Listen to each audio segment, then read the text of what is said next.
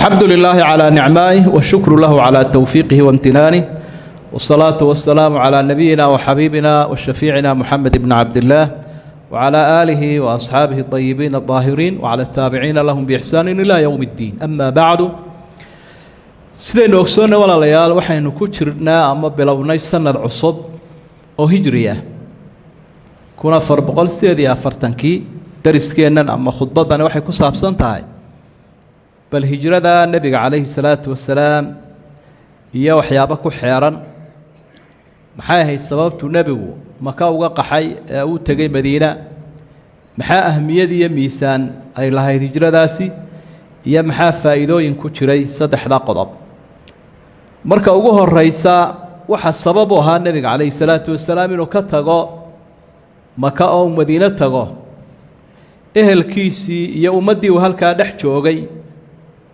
oo quraysh ay hor kacaysay ayaa waxay ku diideen nabiga calayhi salaatu wasalaam diintii ilaahay uu soo dhiibo weliba isagu aada ugula dadaalayay. wuxuu aada ugu dadaalay inay ehelkiisii iyo ummaddiisaasi islaamaan, waa soo dhoweyn waaye. waxay markaa noqotay agbedelasho cid kaloo soo dhoweynaysa inuu nebigu raadiyo calayhi salaatu wasalaam. sababta labaad waxay ahayd tahayu aw tahyi'atu lmadiinati liistiqbaali lmuslimiin. halkay ehelkiisu ka eryayeen ummad kale oo reer ansaareed ah oo reer madiine ah ayaaba iyagu soo doontay nebiga calayhi salaatu wasalaam. masaafadaa dheer intay soo socdeenee 10 cisho lasoo lugaynayo ayay 2 jeer bayco iyo heshiis nebi maxamed la galeen, annaga noo kaalay. baycadii hore iyo baycadii labaad, taasina waxay ahayd miduu nebigu ku dhiiraday calayhi salaatu wasalaam inuu hijroodo madiina. ilaahayna wuu ku ammaanay ansaartii. huwa aladii bacaa fi lumiyiina rasuula والذين تبوأوا الدار والإيمان من قبلهم يحبون من هاجر إليهم ولا يجدون في صدورهم حاجة مما أوتوا ويؤثرون على أنفسهم ولو كان بهم خصاصة. آيات كاسوحة أمانيان رير مدينة والنبي محمد صلى الله عليه وسلم يا أصحابتي ووحي أيقوا الدنينيين يدونيين تدكو ذا انت كقادين أصحابتي مهاجرين تاسيين. أنت صدح هذا هي تعرض النبي وأصحابه للأذى ويحجون النبي محمد عليه الصلاة والسلام يا أصحابتي سنبكي لقوا هاي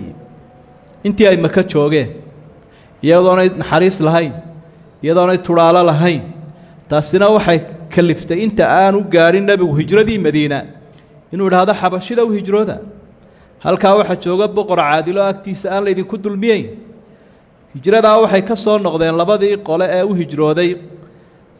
قولا وحي صار نقطي سندي لباد وقولدي ولا سعودي عبد الله بن مسعود قولنا سندي تضباط بي صار نقدين قولدي وهجاميني جعفر بن أبي طالب. تاس مركا وحي كانت هالكا إن دد بدن لقول لاي أو كم إذا هاي وصردي آل ياسر صبرا آل ياسر والنبي كلها عليه الصلاة والسلام. وحا أفراد oo iyaduna sabab u ahayd inuu nabigu ka hijroodo halkaa markuu ka waayay ardiya saalixa libinaa'i dawlati alislaamiya. dowladdii uu nabigu doonayay inuu asaaso ee isbeddelka caalamka ku samayn lahayd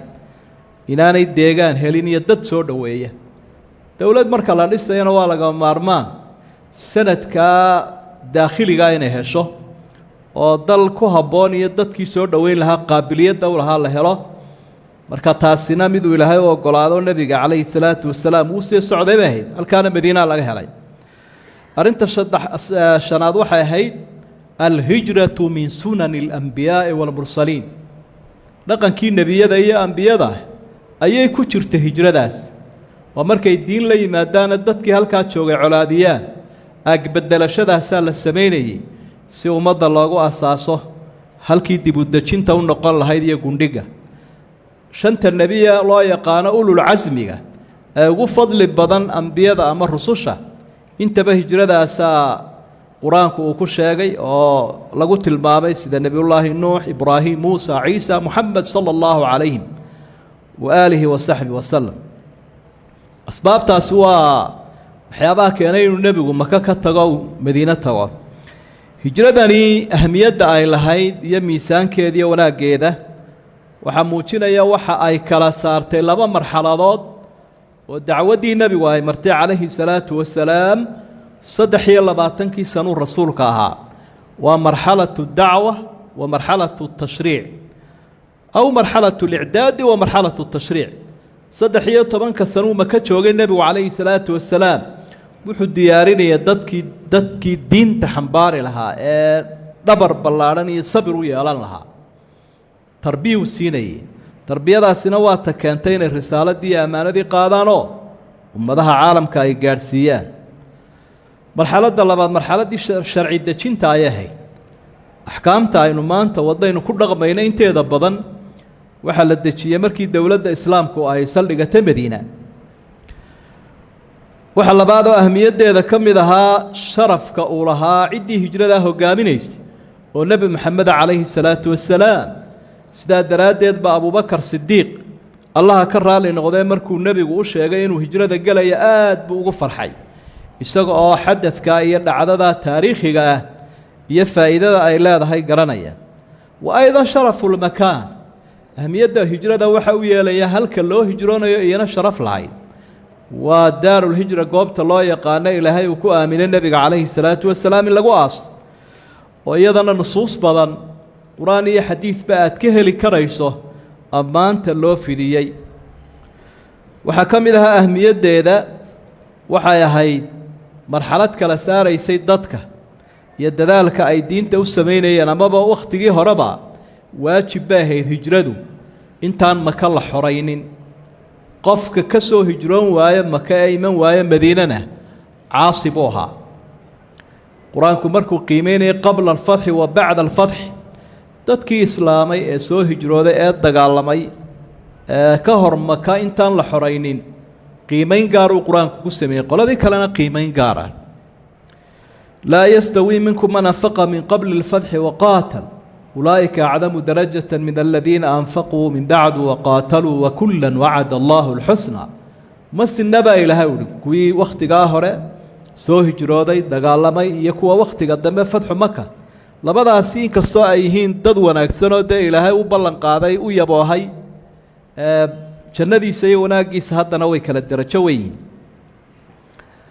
arinta shanaad waxa hijradu waxa ay muujisay siraaca iyo lagdanka u dhaxeeya xaqa iyo baadilka in marna laga adkaanayo dadka muslimiinta marna iyagu ay adkaan doonaan وتلك الأيام نداولها بين الناس امتحانك إلهي أوليديسي ومضى إسلامك ومرنا يانا وحا كمدا دي مرنا ويقوليسانيا مرنا والغا قوليسانيا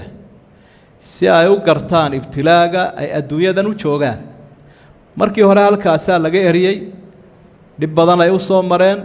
مركي دمها دانا النبي عليه الصلاة والسلام انتو يمين استغو طبان كنو عيدنا هوركا عيا أيو قوبتي لغا فرديو كفا كذي أيو كحري رسولك صلى الله عليه وسلم حين كفى إلينا نتائجه قضب كالصدح هذا وحوية وحيابها إنه كقادنا إنه حكم إذا الجمع بين التوكل وأخذ الأسباب مركا إنه حقبنا إنه الله بينه اسكو درينا إنه إلهي ترسار إنه برنا إنه أرمها وديبنه إنه أسباب تقادنا وحي إن لك قدبن وإنا نسلقانين استاذ رادد برسولك صلى الله عليه وسلم وديار قروبي انتي وكري كري قاديد بو قاطي سهاي بو قاطي دليل بو سما يستعدي جدك تصل هاي فرسمو سمية وكبح لها حقي وقوي لو قبح لها كونفر بو بحي علي بن أبي طالب أيو مردي سيهو يوحل هالكا سيهورد مركي قريقي قارك لغا قبطي سي أي قارضو كوي أكتان إلا انت واقو بري يستمر في النبي عليه الصلاة والسلام مركا فرسمة دا إيا حيالدو shaydaanki iyo cadowga laga fakanaya laga xidaareysanaya inay daruuri tahay baynu ka qaadanayna waxaynu ka faa'iideysanaynaa al-ikhlaas wa salaamatu al-aghrad ash-shakhsiyya niyad samaantu inay muhiim tahay daacadnimadu oo dadaalkoodu wuxuu guuleystaa dadku markay daacad yihiin sida daraadeed nabiga kaleey salaatu wasalaam mabdi'iisa daacad buu ahaa iyo hirgelinta diinta iyo badbaadinta dadka ku nool caalamka taasina waxay keentay wax waloo loo soo bandhigo dunya aba inuu diiday nabigu kaleey salaatu wasalaam famarada iyo waxyaabaha nataa'ijka waxa kamida daacatullaahi fil manshati wal makrah mar walba adoonku inuu ilaahay saadeeco oo waxa qadaasada leh la tixgelinaya lama dhaafaanka ah waa in loo hoggaansamo amarka ilaahay sidaa darteed nabigu calayhi salaatu wasalaam wuxuu baxay isaga oo maka dib u soo eegaya oo leh waxa atay dhulka oo dhan halkii aan ugu jeclaa haddii aan layga kaa saari lahayna kaama baxeen ubadkiisii buu kaga tegey iyo adduunkiisii iyo ehelkiisii amarka ilaahay oo uu qaadanayo daraaddeed ummadduna ilaa ay heerkaa gaadhaan wax walba inay ka horraysiiyaan inay ilaahay adeecaan guul ma gaadhayaanoo horu mari maayaan waxaynu ka faa'iidaysanaynaa xifdullaahi liman xafida ciddii ilaahay ilaalisa amarkiisa ee u hoggaansanta ilaahayna wuu ilaalinayaa nebiga calayhi salaatu wasalaam sidaynu ogsoonnahay nimankii baadi doonayay markaa uu hijroodu ka baxsaday godkii uu galay qaaru thawr la odhanayay bay isdul taageen iyagoo hoos u eegaya iyaduu ka yaabsan yahay abubakar uu leeyahy mid iyaga ka midi hadduu cagihiisa eego wuu ina arkayaa mar labaad markuu waddada cagta saaray ee uu fogaaday raggii baadi doonaya geela ku doonaya nin ka midoo suraaqo la idhaahdo wuu soo gaadhay laakiin ilaahay baa ka qabtoo dhulka ayaa liqay oo joojiyey markaa waxyaabaha ilaahay ummadda ku ilaaliya waxaa ka mid ah markay iyagu ilaaliyaan diintiisa iyo amarkiisa iyo waajibka uu faray waxyaabaha amaradaa waxaa ka mida man taraka shay-an cawadahu allaahu khayran minhu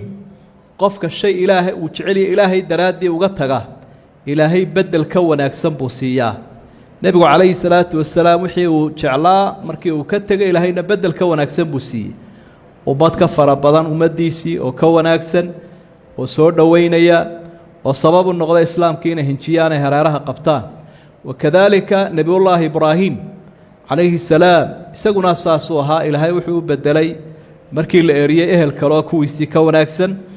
waxaynu ka faa'iidaysanaynaa dadka muslimiinta waxay u baahan yihiin waxyaabo xaqiijiya huwiyadooda iyo abtirsiimadooda iyo ummadimadooda hijraduna waa ka mid ummad waliba waxay leedahay waxyaabo u gaara oo taariikhdooda la xidhiidha ummadda islaamku waxyaabaha abtirsiimadooda sheegaya waxaa ka mid ah iyo inay dad mustaqilahon ciddaba socod aanay ahayn taariikhdooda ka mid ah sidaa daraaddeed wakhtigii la qorayay taariikhda cumar ibnu khadaab radia allaahu canhu ummadda islaamka uu madaxu ahaa waxyaabo badan baa la soo qaaday taariikhda maxaynu ka dhignaa halkaynu ka bilownaa markii nebigu dhintay calayhi salaatu wasalaam lagama bilaabin markuu dhashay lagama bilaabin laakiin marxaladan taxawulka cajiibka ah ee islaamku uu guulaystay ee dowladdii islaamka la asaasay ee ummadihii kale ay ka quusteen ee candhuuftoodii dib u liqeen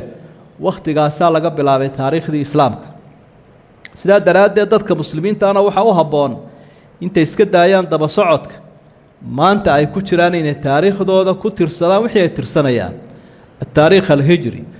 maanta waxay reer miigeennu ay wax ku tirsadaan taariikhdii reer faris ee nayruuska la yidhaahdo nayruuska dabshidka waxa la waa taariikhdii eeraaniyiinta reer magaalkuna waxay wax ku tirsadaan tii reer yurub oo tan miilaadiga ah teennan kalena lama yaqaanaba qofkaad weydiisaa wuxuu ku leeyahay bal wadaadada weydii ama aan dib u baadhno sidaa daraaddeed huwiyada iyo abtirsiimada iyo ummadnimada waxyaabaha sheegaya ayay ka mid tahay hijradu sidaa asxaabtii uu horkacayay cumar ibnu khadaab radia allaahu canhu oo markaa gartay go-aamiyeen waxyaabahaasi waa in ka mida duruusta aynu ka qaadanayno hijradii nebiga calayhi salaatu wasalaam hijradii aan idhaahdo dadka muslimiinta ay lahaayeen iyo waxyaabaha runtii ku duugan waa duruusun waa cibar ka sii badan baa laga faa'idi karaa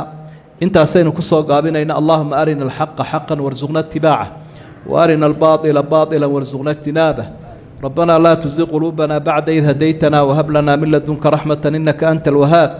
اللهم انصر الإسلام والمسلمين اللهم انصر المستضعفين والمجاهدين في سبيلك في كل مكان يا أرحم الراحمين اللهم اشف مرضانا اللهم اشف مرضانا اللهم اشف مرضانا وعاف مبتلانا وارحم موتانا وتمم نعمتك علينا يا أرحم الراحمين اللهم أسقنا الغيث والرحمة ولا تجعلنا من القانطين اللهم إنك كنت غفارا فأرسل السماء علينا مدرارا وآخر دعوانا أن الحمد لله رب العالمين فستذكرون ما أقول لكم وأفوض أمري إلى الله إن الله بصير بالعباد